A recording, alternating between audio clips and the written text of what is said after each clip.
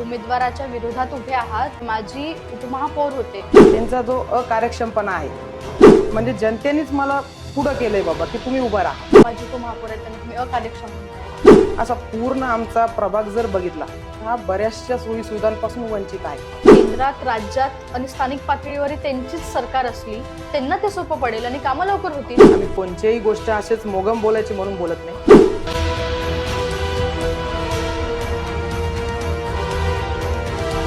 म्हणताय की हे केलं नाही, ते केलं नाही. इलिगल इन्क्रोचमेंट, अतिक्रमण काढायचं काम त्यांनी केलंय. फोटो स्थानिक नेते जे आहेत आमचे लोकप्रतिनिधी, हा त्यांच्या घरासमोरचा रस्ता होता. तुम्ही म्हणताय काही काम नाही झाली, कामं चालू आहेत अजून. ही मानसिकता असल्यामुळे काय होतं, चिन्हाकडे बघून लोक आकर्षित होतात आणि त्या सगळ्या गोष्टींमध्ये हा विकास मागे जातो. सगळे आश्वासनं देतील, आम्ही हे करू, आम्ही ते करू.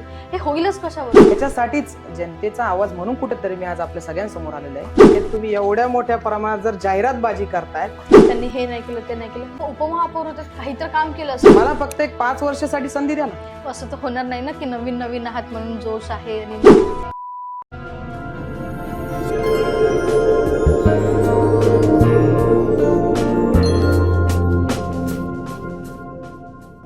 Coffee with Mohini. Coffee with मोहिनीचा हा जो आजचा आपला एपिसोड आहे तो स्पेशल याच्यासाठी आहे की डेमोक्रेसी म्हणजे यूथ इन पॉलिटिक्स. त्याचं एक उत्तम उदाहरण म्हणजे एक असा युवक जो अशा विरोधकाच्या अपोजमध्ये लढतोय, जो एक माजी उपमहापौर राहिलेला आहे. प्रभाग क्रमांक 8D मधून हेमंत देशमुख. सगळ्यात पहिले तर तुमचं बॅकग्राऊंड काय आहे, तुमची राजकारणात, कारण तुम्ही स्वतः युथ आहात, तुमचं हे पहिलं इलेक्शन आहे, तर सुरुवात कशी झाली? मुळात जर सुरुवात सांगायची म्हणजे तर मी माझा परिचय देतो. मी हेमंत गोविंद देशमुख, आपला प्रभाग क्रमांक 8. आमच्या प्रभागात मयूर पार्क, जाधववाडी, सुरेवाडी, निवेष्टी कॉलनी, आंबेडकर नगर, नारेगाव आणि बाकीचा इतर परिसर येतो. आमच्या इकडे कसं झालंय ना, बऱ्यापैकी एक सर्वसामान्य लोक आहेत बाबा, जे की मिडल क्लास फॅमिलीतला लोक असलेला आमचा परिसर आहे. किती पॉप्युलेशन किती असेल? पॉप्युलेशन आमच्या इथं आहे 39,060 मतदार समजा आमच्या इथं आहेत आता. 39,000. हो. बापरे. तर मुळात म्हणजे असं राजकारण करायचंय ह्या दृष्टिकोनातून कधी समाजात वावर नव्हताच पहिल्यापासून. माझं प्राथमिक आणि माध्यमिक शिक्षण सगळं आपल्या शहरातच झालंय, संभाजीनगर शहरात. तर कॉलेज वयीन असल्यापासूनच मित्र परिवार चांगला होता, एक तसं रुटीन असल्यामुळं आणि सगळ्यांच्या अडीअडचणीत जाणं किंवा एक तशी सवय असल्यापासून, आता वडील पण समाजकार्यात अग्रेसर आहेत, त्याच्यामुळे त्यांच्याकडनंच तो वसा घेऊन एक सामाजिक सेवा करायची या दृष्टिकोनातून सगळ्यात पहिले आम्ही कॉलेज वयीन असतानाच म्हणजे सामाजिक उपक्रम राबवायचो. बाकी शिवजयंती असू द्यात, सगळ्या महापुरुषांच्या जयंती असू द्यात, रक्तदान शिबिर असू द्यात, असे विविध उपक्रम आपण समाज उपयोगी उपक्रम आपण राबवत होतो. आणि ते सगळं करत असताना कॉलेज इलेक्शन लागलेत पहिल्यांदाचा अनुभव इलेक्शनचा. आणि सगळ्या मित्र परिवाराचं म्हणणं आलं बाबा की उभं राहा बाबा, आपल्या वतीनं कोण राहायचं तो बाबा हेमंत उभा राहील. मग राहिलो, इलेक्शन मध्ये निवडूनही आलो आणि नंतर तिथून मग आपला प्रवास सुरू झाला.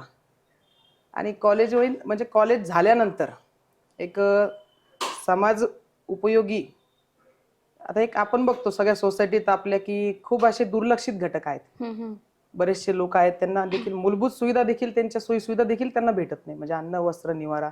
तर एक समाजाप्रती आपण काहीतरी देऊ इच्छितो, या एक कृतज्ञ भावनेतून आपण त्यांच्यासाठी काहीतरी केलं पाहिजे, असं आमचं म्हणजे माझ्या एकट्याचं नाही, आमचं पूर्ण सहकारी मित्र परिवाराचा ग्रुप होता.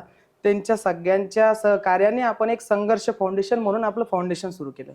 तर हळूहळू फाउंडेशन आपलं शहरापुरतं पहिले मर्यादित होतं, नंतर आपण एक 17 ते 18 जिल्ह्यांमध्ये आपण आजच्या कंडिशन म्हणजे आजच्या हयातीत आपण एक 18 जिल्ह्यांमध्ये आपण समाजसेवेचं कार्य करतो. प्रत्येक शहरात, प्रत्येक जिल्ह्यात महाराष्ट्रच कव्हर केलंय. हा, आता निश्चय तर तसंच आहे बाबा की पूर्ण महाराष्ट्रातच एक समाजकारण करायचं आहे. राजकारण कुठेतरी बाजूला सारून पहिले समाज त्या लायक बनून आणि त्यांच्यासाठी जे काय गोष्टी आपल्याला करता येईल आपल्या सगळ्यांच्या साथीनं त्या करण्याचा मानस आम्ही सगळ्यांनी घेतलेला आहे. आणि ते सगळं करत असताना बऱ्याचशा सगळ्या एक लोकांचे जे हक्क आहेत, मूलभूत गोष्टी आहेत, त्यांची जाणीव झाली मुळात. आणि तसं तर काही निश्चय नसत, म्हणजे राजकारण हा कधी विषय नव्हताच. समाजसेवेत आपण वसा सुरू केलेला होता, परंतु बऱ्याच ठिकाणी अडचणी यायला लागल्या आणि कुठेतरी राजकारणात आपण जर गेलो तर कुठेतरी ह्या समाजसेवेत ज्या अडचणी येतात तर त्या आपण कुठेतरी ज्या लोकांच्या अडचणी आपण ते प्रभावीपणे दूर करू शकू असा आत्मविश्वास जवळच्या लोकांनी, आमच्या परिसरातील लोकांनी असू द्या, सहकारी मित्रांनी असू द्या, त्यांनीच दिला मला. मग त्याच्यामुळे सगळ्यांच्या याच्या पोटी आपण तो निर्णय घेतला की बाबा नंतर 2020 साली राष्ट्रवादी काँग्रेस पक्ष हा निवडला. अच्छा. शरद पवार साहेबांचे आणि अजितदादांचे विचार घेऊन सगळ्या जाती धर्मांना 18 पगड जातींना सोबत घेऊन कुठेतरी आपल्याला सगळा समाज सोबत घेऊन जायचा आहे ही भावना मनात ठेवून आपण एक राजकारणाची सुरुवात मी केली आणि ते करत असताना 2020 साली प्रवेश केला. अच्छा. एक 5-6 वर्षांचं तुमचं पॉलिटिकल करिअर आहे. हा 5-6 वर्षाचं म्हणता येईल आपल्याला. बरं, कॉफी कोणती घेणार? कॉफीला आल्यात hot coffee, cold coffee? Hot coffee. Hot coffee आहे का? ठीक आहे. कसा प्रचार कसा सुरू आहे? पहिला अनुभव आहे निवडणुकीचा. पहिला आणि अनुभव तुमचा तर आहे. एरिया पण फार मोठा आहे, म्हणजे मोठा आहे. 39,000 पॉप्युलेशन. कसं चालू आहे? मुळात आता प्रभाग सिस्टीम आपल्याकडे आपल्या शहरात पहिल्यांदाच आली. पुणे, मुंबई सारख्या ज्या मेट्रो सिटी आहेत, स्मार्ट सिटी आहेत, तिथं सगळ्यात म्हणजे लोकांमध्ये जनजागृती देखील आहेत आणि तिथं तेवढं म्हणजे अवेअरनेस असल्यामुळं तिथं ह्या गोष्टी खूप इझिली पॉसिबल होत आहेत की प्रभाग रचना त्यांच्यासाठी कॉमन झाली आहेत. पण मुळात आपल्या इकडं बरेचशी ग्रामीण पार्श्वभूमी असणारे लोक आहेत, त्याच्यामुळं आता एक उमेदवार म्हणून त्यांच्या मतदारांपर्यंत पोहोचणं हा तर सगळ्यात मोठा पहिला मुद्दा होता. तर मागील 2 महिन्यापासून तरी डोर टू डोर फिरणं हाच मानस हातात घेऊन उतरलो झालंय कव्हर. हा जवळजवळ म्हणजे 95% तरी पूर्ण प्रभाग कव्हर झालाय. आणि मुळात म्हणजे मतदान का करावं हे सांगणं, पहिले मतदार राजांना आपल्याला जागरूक करणं हे म्हणजे गरजेचं होतं. पहिलाच अनुभव आहे, कसं वाटतंय? अनुभव चांगला आहे. आणि मुळात काय झालंय की स्थानिक प्रभागातला मी स्वतः तिथं लहानचा मोठा झालेले, गेली 25 वर्ष झाले मी तिथलचा रहिवासी आहे. त्याच्यामुळे मूलभूत ज्या तिथलच्या सोयी सुविधांपासून जो सगळ्या समाजातील घटक वंचित राहिलेला आहे ह्या सगळ्या अडीअडचणींची जाणीव आहे. आणि मी स्वतः एक सर्वसामान्य कुटुंबातला आहे. आमच्या फॅमिलीत काहीही राजकीय बॅकग्राऊंड नाहीये. माझे वडील एक समाजसेवक आहे. आम्ही सर्व मिडल क्लास फॅमिली आणि आमच्या परिसरात पण सगळे आपण मिडल क्लास त्या क्लास मधलेच लोक आहेत. त्याच्यामुळे सगळ्यांशी उठणं बसणं लहानपणापासून आहे. सगळ्या गोष्टींमध्ये अडचणीची जाणीव आहे. त्याच्यामुळे म्हटलं ठीक आहे. आणि सगळ्यांच्या इच्छेपोटी मी आज हा निर्णय घेऊ शकलो. म्हणजे कारण कसं आहे, पहिला अनुभव आहे, काही राजकीय वारसा नाहीये, त्याच्यामुळे ह्या सगळ्या गोष्टी करणं सोपं नव्हतं. आता एक युथ म्हणून मी पण क्युरियस आहे की पहिल्यांदा निवडणूक लढताना कसं वाटत असेल. सगळ्यात महत्वाचा प्रश्न म्हणजे तुम्ही अशा उमेदवाराच्या विरोधात उभे आहात की जे धनाढ्य तर आहेत, बरोबर, जे माजी उपमहापौर होते आणि अनुभवी आहेत, आणि तुमची पहिली इलेक्शन आहे. बरोबर. कसं वाटतंय? मुळात तर म्हणजे मी सगळ्यांसमोर सांगू इच्छितो की उपमहापौर या पदाचा तर आदर मनात देखील आहेच, परंतु त्यांचा जो अकार्यक्षमपणा आहे, अकार्यक्षमपणा बघून, स्थानिक जनतेतल्या मनातला आक्रोश बघून आणि कुठेतरी जनतेतल्या म्हणजे जनतेनेच मला पुढं केलंय बाबा की तुम्ही उभं राहा. मी सगळ्यांनाच विचारलं होतं बाबा की असं असं आहे, तर सगळ्यांची इच्छा होती की तुम्ही उभं राहा, आम्ही तुमच्या पाठीशी उभा असू. ह्या अडचणी आहे. मयूर पार्क मध्ये गेलो तो वेगळे प्रश्न आहेत, ऑडिटर परिसरात गेलो तर तिथं वेगळे प्रश्न आहेत, कार्तिक नगर मध्ये वेगळे प्रश्न आहेत. असा पूर्ण आमचा प्रभाग जर बघितला तर हा बऱ्याचशा सोयी सुविधांपासून वंचित आहे. त्याच्यामुळं ह्या गोष्टींमध्ये कुठेतरी एक युवक म्हणून, आणि मुळात अजितदादा आहे, आम्ही अजितदादांच्या राष्ट्रवादीचे कार्यकर्ते आहे, तर एक जिथं अन्याय होतोय, समाजातला कोणताही घटक असू द्या, कोणत्याही जाती धर्मातला असू द्या, अन्याय होतोय तो प्रत्येक घटक आमच्यासारखी सारखा आहे. आणि तिथं आवाज उठवणं एक युवक म्हणून एक माझं तरी नैतिक कर्तव्य आहे, हे समजून मी इलेक्शनला उभं राहिलो. आता विरोधक राजकारण आलं म्हणजे विरोधक आलेत, कोणत्याही पक्षाचे असू द्या, कोणी असू द्या, ते त्यांच्या परीने काम करतायत. कुठेतरी आपण आपली बाजू घेऊन जायची, जनतेची बाजू घेऊन जायची, आणि जो कौल आहे शेवटी हा जनता जनार्दनाचा आहे. अकार्यक्षम, तुम्ही अकार्यक्षम म्हणताय, फार मोठा आरोप लावताय. म्हणजे आरोप तर सहसा कोणीही लावतोच, निवडणुका म्हटलं तर आरोप प्रत्यारोपच आहे. पण हे फार मोठं आहे की उपमहापौरांना, माजी उपमहापौर आहेत त्यांना तुम्ही अकार्यक्षम म्हणताय. निश्चितच तुम्ही म्हणतायत ते अगदी योग्य आहे. राजकारणाला म्हणजे आरोप प्रत्यारोप झाले, परंतु आरोप करताना जर मी अजितदादांच्या राष्ट्रवादीचा कार्यकर्ता आहे, आम्ही कोणत्याही गोष्ट असेच मोगम बोलायची म्हणून बोलत नाही. त्यासाठी मी तुम्हाला तिथं त्या गोष्टीचे सगळे सबळ पुरावे देऊ शकतो आणि ते तुम्हाला मी देऊ शकतो. हे रे बाई इकडं बापरे. नाही, विकासाच्या मुद्द्यावरच कुठेतरी काय हे निवडणूक काय लढवल्या आहे? गेली पाहिजे ह्या मताचा मी आहे. मुळात हे तुम्ही बघतात, हम्म. हे गुगल मॅप लोकेशन सगळचे फोटो आहेत आपले आमच्या प्रभागाचे, आणि ड्रेनेजचं हा पाणी. फोटो आहे परवाचा हम्म. फोटो या की बाबा तिथलचे स्थानिक रहिवासी इतके त्रस्त आहेत की बाबा ड्रेनेज लाईन ओव्हरफ्लो होऊन, ठीक आहे रस्त्यावर होती ही, ठीक आहे आपण म्हणजे समजू शकतो की कधी कधी चोकअप होतो, ओव्हरफ्लो होत आहे, काही गोष्टी होऊ शकतात, पण ओव्हरफ्लो झालेलं पाणी त्यांच्या घरापर्यंत आले, तुम्ही पाहू शकता याच्यात. हम्म. हम्म. हा आमच्या मारुती नगरचा परिसर आहे, बरोबर. हा आमच्या नारेगाव प्रभागातला परिसर आहे. हे पण काल परवाचे फोटो, या 2 दिवसांमधले फोटो आहे फक्त हे. हा जो स्ट्रीट लाईट तुम्ही बघता, स्ट्रीट पोल हा कोसळलेला आहे. हा एसबीओ शाळेचा पुढचा परिसर आहे, तिथलचं मारुती मंदिर आहे, तिथं समोर हा पोल पडलेला आहे अक्षरशः. आणि पूर्ण तिथं स्ट्रीट लाईट, पोल जरी असले तरी स्ट्रीट लाईट मोठ्या प्रमाणात तिथं बंद आहे. निश्चित शक्यता आहेत ना, दाट शक्यता आहे त्या गोष्टीची. परंतु मग ह्या मुद्द्यांवर कोण बोलणार आहे? पुढे यायला कोणी तयार नाही ना. आणि कितीक दिवस या गोष्टींचा नाहक त्रास जनतेने कितीक दिवस सहन करायचा, हा माझा सगळ्या जनतेला देखील प्रश्न आहे. किंवा तुम्ही तुमचे मूलभूत हक्क आहे ना, तुम्ही नळपट्टी भरतात, पाणीपट्टी भरतात, सगळ्या प्रकारचे जेने तेने कर महाराष्ट्र शासनाच्या असू द्या, केंद्र शासनाच्या असू द्या, ते तुमच्यावर आकारले जातात. पण मग तुमचा हक्क आहे ना, तुम्ही त्या कर आकारल्या जात आहेत बाबा, त्याच्या बदल्यात तुम्हाला या सोयी सुविधा देणं तर शासनाचं काम आहे. आणि त्या शासनाच्या ज्या सोयी सुविधा आहेत त्याचा पाठपुरावा करणं हे स्थानिक प्रतिनिधीचं काम आहे. मग हे कुठंतरी अकार्यक्षमतेचं लक्षण आहे असं मला वाटतं. तुम्ही इकडे बघणार तर हा मयूर पार्कचा परिसर आहे, बघितलं, मोठ्या प्रमाणात अस्वच्छता आहे. तिथं मोठ्या काही डीपी आहेत, त्यांना अक्षरशः कचऱ्यासाठी डिकम्पोज करायला हे प्लांट्स पण आहेत ना, प्लांट्स आहेत ना, पण तिथं व्यवस्थापन तसं नाही. त्या कचऱ्याचं संकलन केंद्र आहे आमच्या इथलचा. तुम्ही एक खूप चांगला प्रश्न मला आठवून दिला की ते आमच्या इथं कचरा संकलन केंद्र आहे हरसूलच्या पुढं. त्याची अक्षरशः तुम्ही जर संध्याकाळच्या विशिष्ट टायमात 6 ते 8 किंवा 9 वाजेपर्यंत मोठ्या प्रमाणात दुर्गंधी येते आमच्या पूर्ण परिसरात. तुम्ही अक्षरशः, मी बोलतोय म्हणून नाही, कुठेतरी मी एक उमेदवार आहे, हा राजकारणाचा पाठ बाजूला असू द्या, पण मी एक स्थानिक तिथलचा नागरिक आहे, ह्या दृष्टिकोन तुमच्या समोर आज प्रश्न मांडतोय.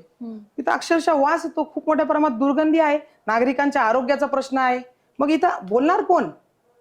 सगळ्यांनी जर फक्त डोळे बंद करून सगळ्या गोष्टी सोसत जायच्या तर ह्या सगळ्या गोष्टींना कधीच वाव भेटणार नाही. कधीच तुमचे हक्क तुम्हाला माहीत असून फायदा नाही हो. त्याच्याबद्दल तुम्ही आवाज उठवला पाहिजे. उद्या चालून मीही मला जर सगळ्यांच्या आशीर्वादाने प्रतिनिधित्व करायची संधी भेटली तर मलाही जा विचारलं पाहिजे. हा तुमचा नैतिक अधिकार आहे. ह्या मताने काम करणारा मी माणूस आहे.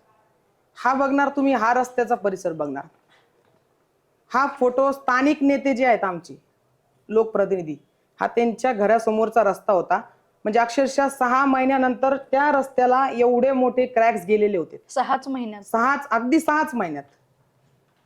नंतरचा प्रश्न राहिला तर प्रतिनिधींच्या घराच्या समोरच ही अवस्था आहे. बिलकुल, तुम्ही क्रॉस व्हेरीफाय करू शकतात की हे असे रस्ते गेलेले होते. आता डागडुगी केली असतील तो प्रश्न वेगळा, पण कुठेतरी निकृष्ट दर्जाचं काम होते, हा माझा मुद्दा आहे. मी काय उगाच उठून आलोय, माझे विरोधक आहेत म्हणून मला कुठेतरी आक्रमकतेने बोलायचंय, लोकांना दिशाभूल करायची, असा काहीच प्रश्न नाही. ह्या सगळ्या मुद्द्यांमध्ये नागरिकांचं लक्ष देखील आहे. त्यांच्या डोळ्यासमोर हे मुद्दे घडतायत आजच्या परिस्थितीत. परंतु काय, आमच्या इकडं खूप लोक मिडल क्लास लोक आहेत, त्यांना त्यांचे दैनंदिन जीवन आहे, त्यांच्यावर सगळ्या गोष्टीचं प्रेशर आहे, ते लोक त्याच्यात व्यस्त आहेत, त्यांची त्याच्यात काहीच चूक नाहीये.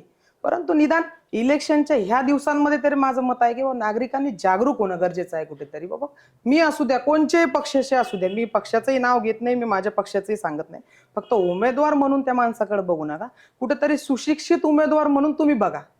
कुठेतरी दरवेळेस आमच्या इकडे काय होतं, आमचा हरसूल परिसर झाला, मयूर पार्क झाला, जाधववाडी, सुरेवाडी, आंबेडकर नगर, नारेगाव पूर्ण प्रभाग झाला. कुठेतरी आमच्या प्रभागात कसं असतं, विशिष्ट पक्षाची ही वोट बँक आहे, कुठेतरी हे सिम्बॉल चालतं बाबा, हे कुठेतरी मानसिकता लोकांची झालेली.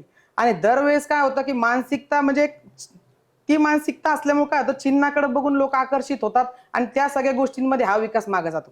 माझं जनतेला देखील आव्हान आहे की कुठेतरी या स्थानिक पातळीच्या निवडणुका आहेत, इथं कुठेतरी तुम्ही स्थानिक प्रतिनिधित्व जे करतायत त्यांचा चेहरा बघा, त्यांच्या तुम्ही शिक्षण बघा, त्यांच्याकडे तुमच्या प्रभागासाठी, तुमच्या मुलांसाठी, त्यांच्या उज्ज्वल भविष्यासाठी वयोवृद्धांसाठी, तुमच्या घरातील माय बहिणींसाठी काय उपाययोजना आहेत बाबा? तुम्ही तुमचं विजन काय आहे?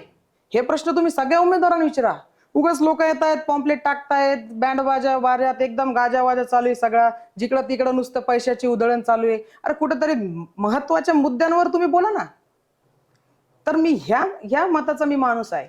हे आता मागच्या हप्त्यात आलेलं पाणी कुठेतरी तुम्ही बघू शकता, गढूळ पाणी आहे. गढूळ पाणी आहे. अक्षरशः कधी कधी या पाण्यातून वास देखील येतो, परंतु बोलायला कोणी तयार नाही. म्हणजे बघा ना, 8 दिवसातून एकदा पाणी येतं, त्यातही हे असं गढूळ पाणी. हे समोर आहे. पाणी पट्टी भरायची पूर्ण पाणीपट्टी 365 दिवसांची भरायची, महिन्यातून फक्त 4 वेळेस पाणी येणार. ठीक आहे, हा प्रश्न तर विचारणं हे लोकप्रतिनिधीचं काम आहे, बरोबर? ते तुम्ही नाही केलं. ठीक आहे बाबा, ठीक आहे, काही गोष्टींमध्ये आपण त्रुटी आहेत असं समजून चालू शकतो, की बाबा काही गोष्टींमध्ये त्रुटी असू शकतात, परंतु निदान बाबा जे पाणी येते तुम्ही ते तरी आम्हाला स्वच्छ पिण्यालायक पाणी द्या ना. ते पाणी पिण्यालायकच नाही एवढं तर आमचा हक्क आहे ना. आणि आपले उपमहापौर हे आरोग्य सभापती होतेच ना. म्हणून तर हा प्रश्न आहे ना माझा, किंवा तुम्ही आज जर मतदान मागायला येत आहे तर कुठेतरी आजही प्रभागातील बहुतांश भागांमध्ये अस्वच्छ पाणी येते, कुठेतरी नागरिकांच्या आरोग्याचा प्रश्न उपस्थित आहे. यासाठी जबाबदार हे बरोबर आहे की ठीक आहे, तुमच्याकडे किमान आता पद जरी नसेल, पण तुम्ही आरोग्य सभापती हे पद असताना सुद्धा तुमच्याकडे इतके राईट्स तर आहेत की तुम्ही त्याच्यासाठी स्टँड घेऊ शकता. 100%. हा प्रश्न जनतेने विचारला पाहिजे ना. मी उमेदवार म्हणून मी विचारतो असातला भाग नाही. मी तुमच्या सगळ्यांसाठी, आपल्या सगळ्यांच्या हक्कासाठी मी उभा राहिलोय. कुठेतरी ह्या दृष्टिकोनातून माझ्याकडे बघावं जनतेने, ही माझी अपेक्षा आहे. तुम्ही हा प्रश्न बघणार तर आपले स्थानिक प्रतिनिधी आहेत, यांच्या स्वतःचं हे निवेदन आहे. जेव्हा ते 2015 साली निवडून आले होते, निवडून आले स्थानिक आमच्या प्रभागातून, आपल्या वॉर्डमधून, त्यांनी हे निवेदन दिलं कलेक्टर मॅडमला. याच्यात क्लिअर मेन्शन केलंय की वाटचाल व्यसनमुक्ती वाढ होण्यासाठी, बरोबर? ह्या दिवशी त्यांनी महिला वर्ग आमच्या प्रभागातील असू द्या, त्यांनी सोबत नेलते, सगळं निवेदन वगैरे दिलं. आजही देखील 2015 पासून तुम्ही बघायला गेलं तर आज 10 वर्ष उलटून गेले, तरी ते दारूचं दुकान काही आमच्या इकडचं बंद झालेलं नाही. हर्सुल टी पॉइंटचा हा मुद्दा आहे. आजूबाजूच्या परिसरातील जेवढे नागरिक आहेत, महिलांच्या सुरक्षिततेचा प्रश्न निर्माण होतोय कुठेतरी या गोष्टीने. खूप लोकांना त्रास आहे या गोष्टीचा. मग याच्यावर कोण कोण कोण कोण त्यांना जबाब विचारणार बाबा? आज 10 वर्ष झाल्यानंतर देखील जर ते वाईन शॉप जर चालू असेल तर बाबा मग राजकीय नेत्यांचा त्यांना कुठेतरी आश्रय आहेत का? आणि जर माझी माहिती चुकीची नसेल तर त्यांच्याच पक्षाच्या एका कार्यकर्त्याचं ते आहे. जर तुम्ही आश्वासन फक्त राजकारण इलेक्शन पुरतच देणार आहेत का? कुठेतरी ते सत्यात उतरणार आहेत का? हा माझा प्रश्न आहे. म्हणजे राजकारणाचं व्यापारीकरण होत चाललंय. बिलकुल. पण विचारणार कोण नाही.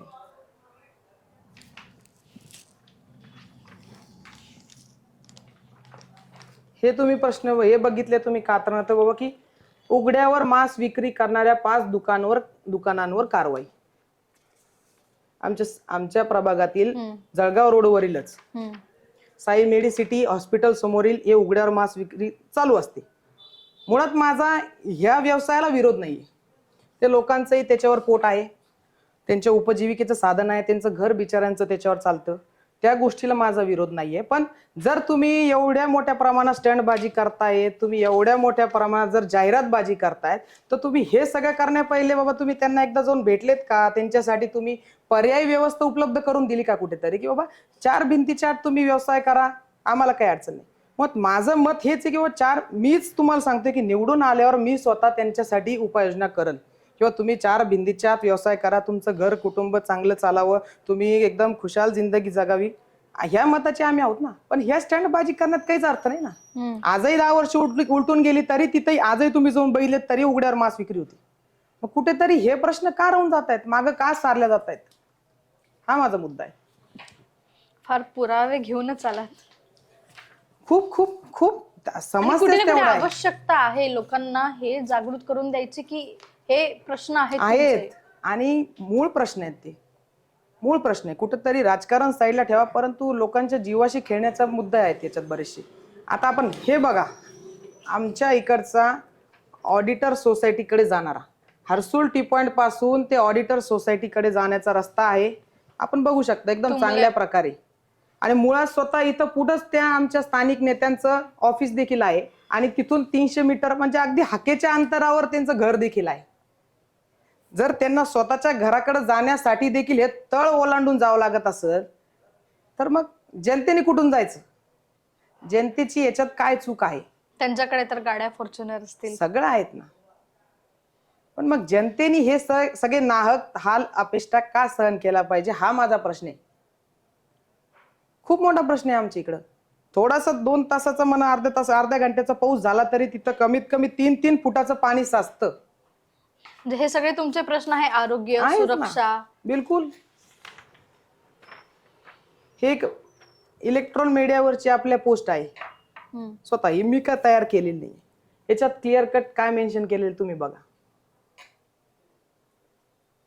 किंवा औरंगाबादच्या उपमहापौरांनी जीवे मारण्याचा केला प्रयत्न, अभियंत्याचा आरोप.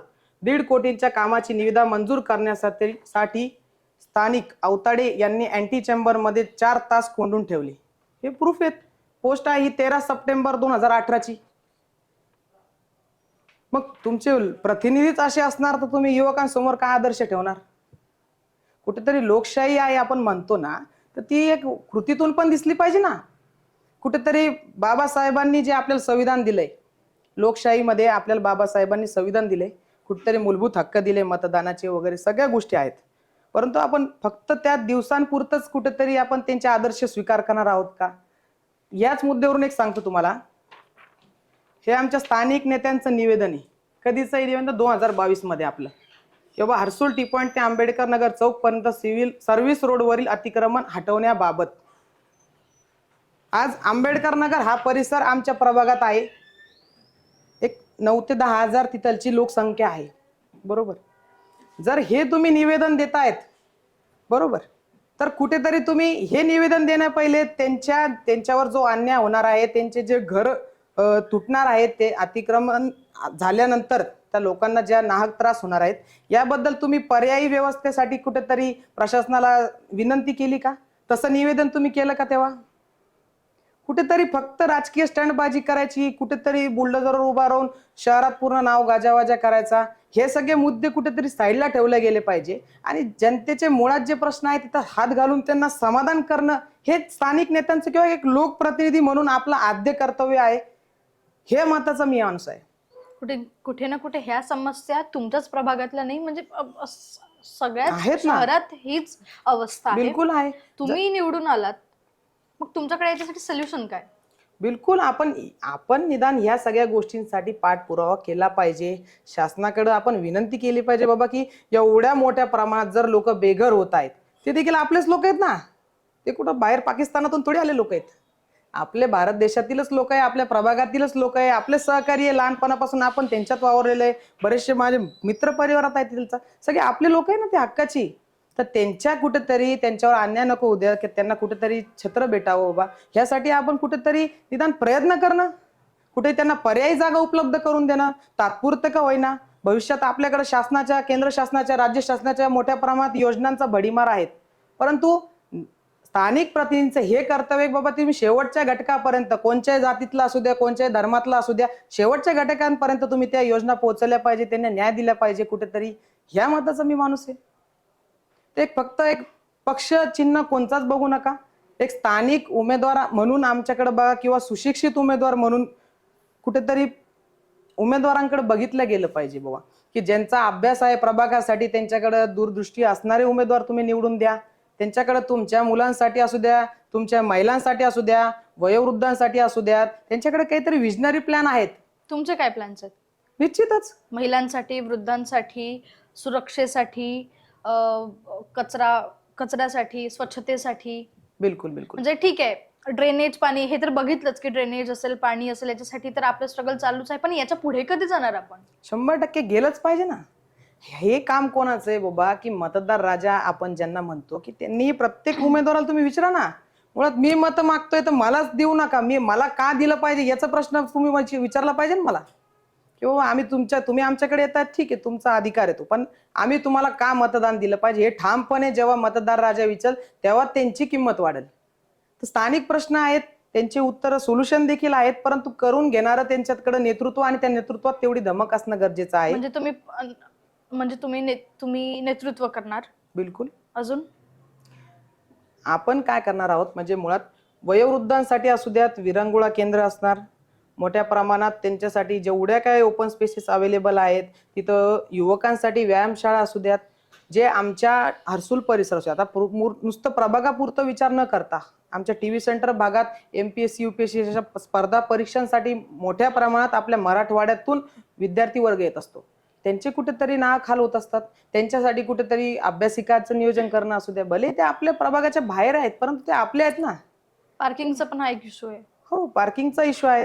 कुठेतरी ज्या जागा मोकळ्या आहेत त्यांचं युटिलायझेशन प्रॉपर वेनी जर महानगरपालिका आणि स्थानिक प्रतिनिधींमध्ये प्रॉपर कोऑर्डिनेशन असेल तर निश्चितच सगळ्या सोयी सुविधांवर, सगळ्यात ज्या अडचणी आहेत त्यांच्यावर मार्ग निश्चितच निघू शकतो, या मताचा मी माणूस आहे. महिलांच्या सुरक्षितेचा प्रश्न झाला तर ते वाईन शॉप आहेत ते बंद करण्यासाठी मी अग्रेसर असेल.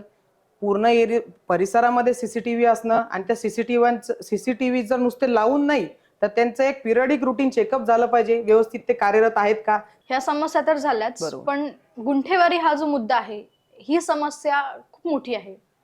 तर सिव्हिल इंजिनियर आहात, नाही आता ही गोष्ट मी प्रकर्षाने जाणवली बरं मला खरंच. प्रभागात मी डोर टू डोर फिरलो किंवा एक स्थानिक उमेदवार म्हणून किंवा एका पक्षाचा उमेदवार म्हणून फक्त कुठेतरी कार्यकर्ते पाठवायचे या दृष्टिकोनाची भावना न ठेवता सगळ्यांपर्यंत पोहोचलो. तेव्हा सगळ्यांचे मध्ये बरेचसे जणांचे मला या अडचणी जाणून आल्या. जसे की आमच्या प्रभागातील राजे संभाजी कॉलनी असू द्या, जाधववाडी परिसर असू द्या, कुठेतरी नारेगावचा परिसर असू द्या किंवा आमच्या अजून इतर भागातील परिसर असू द्या, इथं गुंठेवारीचा हा प्रश्न खूप मोठ्या प्रमाणात आहे. लोकांना खूप अडचणी होत आहेत.